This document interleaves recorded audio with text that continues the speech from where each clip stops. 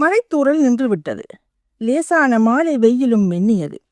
மாமாவும் பெரியப்பாவும் எழுந்து தோட்டத்தை பார்க்க சென்றனர். நானுவுக்கு அன்று ஏனோ கீழே இறங்கி ஈரமண்ணில் கால் வைக்க விருப்பமில்லை.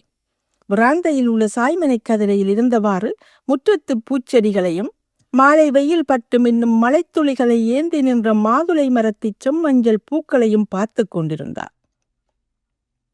தேன் சிட்டுகள் நனைந்து போன தமது சின்னஞ்சிறிய உடலை சிலித்துக் கொண்டு தலைகீழாக தொங்கியவாறு நீண்ட வளைந்த தமது அலகுகளால் மாதுளம்பூக்களை துளைத்துக் கொண்டு கீச்சிட்டன.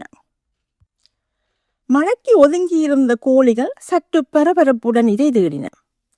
அவற்றுடன் போட்டி போட்டுக்கொண்டு புலினி கூட்டம் ஒன்று தத்தி தத்தி சிதறுண்டு கிடந்த தானியங்களையும் உணவுத் துகள்களையும் சிறிய மென்மஞ்சள் நிற அலகுகளால் கொத்தி கொத்தி தின்றன. கோழிகள் துரத்தும் போது தாவி ஓடுவதும் அவ்வப்போது சிறிய உந்தலுடன் பறந்து போய் அப்பால் உட்காருவதுமாக கோழிகளை எரிச்சல் படுத்தின.